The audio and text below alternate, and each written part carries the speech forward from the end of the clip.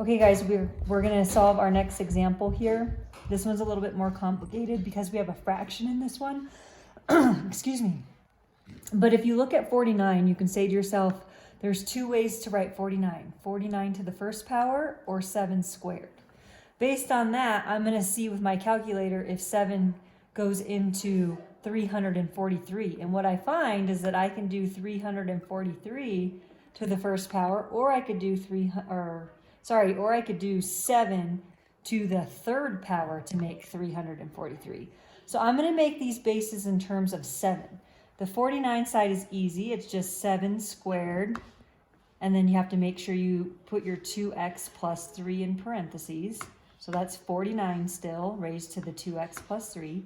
And this side, I know that 7 to the third makes 343, but I need it to be 1 over 343.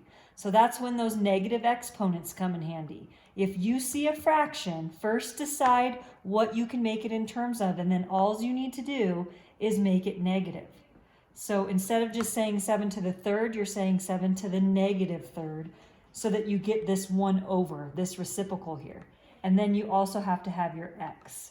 So now that my bases are the same, I can set my exponents equal to each other. So I can say negative 3x equals 2 times 2x plus 3. Go ahead and do my distributive property. So that makes 4x plus 6. And then solve. So I'm going to get the x's on the same side. So negative 7x equals positive 6. And divide by negative 7. So x equals negative 6/7. You can go ahead and leave that as a fraction.